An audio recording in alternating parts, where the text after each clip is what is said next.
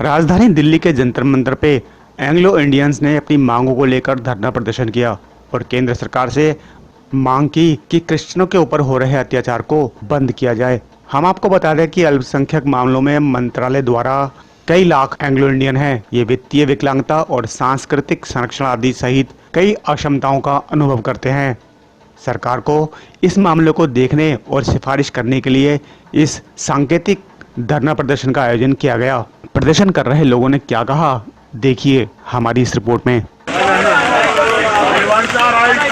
We want justice. We want justice. We want justice. हमारी मांगे पूरी करो. हमारी मांगे पूरी करो. We want justice. We want justice. मैं मध्य प्रदेश से आया हूँ। मेरा नाम एडविन ऑल्डिंस है, एंग्लो इंडियन हूँ। आज आप प्रोटेस्ट करने यहाँ पर आए हैं जंतर मंतर पर। जी। कौन कौन सी डिमांड्स के साथ आए हैं और क्या कहना चाहेंगे? हमारे करीबन 7 लाख एंग्लो इंडियंस की आवाज़ लेके दिल्ली आए। हमारा एक ही मकसद है और एक ही मांग है कि जो हमारे आर्टिकल का संशोधन में हमारा एंग्लो इंडियन का जो एक पद लोकसभा और हर विधानसभा में था, उसको समाप्त कर दिया गया है।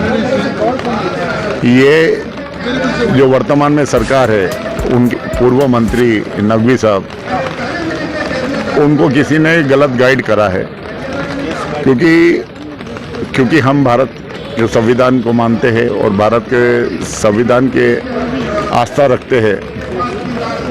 और मोदी जी जो हमारे देश के प्रधानमंत्री है, सबका साथ सबका विकास की बात करते हैं, तो वो सबके साथ सबके विकास के अनुसार कि जो हमारे एंग्लो इंडियन लोग हैं वो भी भारत के नागरिकता है। हमारा यहाँ जन्म हुआ और जब एंग्लो इंडियन का पूरी कहानी अगर आप सुनोगे तो जब अंग्रेज लोग भारत आए थे, वो अपनी पत्नियां साथ नहीं लाए हैं, तो उन्होंने भारत में ब्राह्मण्स, कश्मीरीज और पारसीज में मैरिज करी। और जब 200 साल रूल करा और जब उनको वापस जाना पड़ा, तो जिन्होंने यहाँ जन्म लिया, मतलब 4 पीढ़ियाँ हो गई, उन्होंने जाने से इनकार कर दिया। जबकि ब्रिटिशों ने और यूरोपियन कंट्रीज सभी के बीच में एक ट्रीटी, एक अग्रीमेंट साइन हुआ। उसके अनुसार हमको यूरोप की कोई सी भी कंट्री की नागरिकता मिल सकती थी और आज भी मिल सकती है। लेकिन क्योंकि हमारे पूर्वज भी इस जमीन में दफनाए गए और हम भारत की रीढ़ की हड्डी माना जाता है एंग्लो इंडियंस। क्यों? क्योंकि शिक्षा, स्वास्थ्य, रेलवेज और टेलीकॉम कम्युनिकेशन और इंजीनियरिंग में एंग्लो इंडियंस का बहुत बड़ा हाथ रहा है। तो हम सिर्फ इतना चाहते हैं कि मोदी जी अपने फैसले पे एक बार और विचार कर ले, क्योंकि ये लड़ाई तो अब लड़ी जाएगी। हम इतने दिनों तक उनका रिप्लाई का इंतजार कर रहे थे और ये लड़ाई यही नहीं, इंटरनेशनल लेवल पे लड़ी जाएगी, क्योंकि यूरोप की पूरी कंट्री, क्योंकि ट्रीटी लिखी हुई है भारत के साथ कि हमारी जो आवाज़ ना सिर्फ एंग्लो इंडियंस की, जो क्रिश्चियन कम्युनिटी का नेतृत्व एंग्लो इंडियंस करते हैं, तो उनकी आवाज़ दबाने की कोशिश की गई है। साथ लगे आज एंग्लो इंडियंस की हालत बहुत ख़राब है, बिलो पॉवर्टी लाइन भी है। तो हम ये चाहते हैं कि इसको वापस से रिस्टोर करके हमारे को हमारा हक अधिकार दिया जाए। कुछ मैसेज आप देना चाहोगे अपनी कम्युनिटी? यही आपके चैनल के माध्यम से आपको पहले बात तो धन्यवाद देता हूँ कि आपने हमारी आवाज़ को कवर करा, क्योंकि मीडिया ही हमारी आवाज़ को संसद तक पहुंचा सकती है। तो हम सिर्फ इतना चाहते हैं कि सब क्रिश्चियन हो, सबसे पहले हम भारतीय है और अंत में भी हम भारतीय है, लेकिन जहाँ हमारी आवाज़ है वहाँ हम सबको एक प्लेटफॉर्म पे आना चाहिए।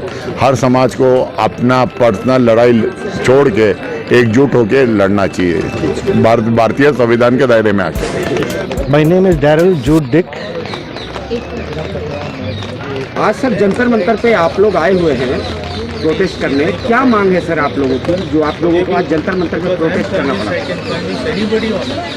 सन 2011 में जब सेंसस हुआ था, उसमें पता नहीं कहाँ से नंबर माइनॉरिटी कमीशन ने निकाला कि हमारे खाली 296 एंग्लो इंडियन है। अब वो इसलिए उन लोग ने बोला कि हमारे जो संविधान में at the time of independence हमको 2 सीट अलॉट किया था, एग्रीमेंट था ब्रिटिश गवर्नमेंट और इंडिया के साथ कि 2 सीट एंग्लो इंडियन के लिए पार्लियामेंट में होगा और एक सीट विधानसभा 12 विधानसभा में। अब क्या हुआ कि 2011 में कैसे नंबर उन लोगों ने दिखाए कि हम खाली 296 लोग हैं और हम बहुत अमीर लोग हैं, हमको रिप्रेजेंटेशन की ज़रूरत नहीं है, और वो 2 सीट हमारी विड्रॉ कर दी 2020 में। तो हमारी मांग ये है मोदी जी से कि वो हमारी 2 सीटें वापस कर दो जो पार्लियामेंट में, जो हमारी आवाज़ सुने, हमारी बात सुने सरकार की तरफ, क्योंकि हमें बहुत चीज़ों की ज़रूरत है। हमको बच्चों के लिए पढ़ाई के लिए ज़रूरत है, हमको नौकरी के आरक्षण है, हमको घर चाहिए, सब तरह से वेलफेयर सिस्टम हमको चाहिए, क्योंकि हमारी आर्थिक स्थिति इतनी अच्छी नहीं है। फादर, देखा जाए आज आप लोग जंतर मंतर पे आए हुए हैं प्रोटेस्ट करने, आखिर क्या मांग है जो आप लोग को जंतर मंतर पे प्रोटेस्ट करने की जरूरत पड़ी? हमारी मांग खास है क्योंकि ये कॉन्स्टिट्यूशनली गारंटीड जो हमारा हक है उसको छीन लिया था। जब 2011 में जब सेंसस हुआ था उसमें सिर्फ 296 एंग्लो इंडियन है करके, ये आंकड़ा सरासर गलत है। और ये भी कह दिया था कि ये लोग अमीर है, हमारे एंग्लो इंडियंस पूरे विश्व में है, उनके पास कोई मांगे उठाने का कोई प्लेटफॉर्म नहीं है।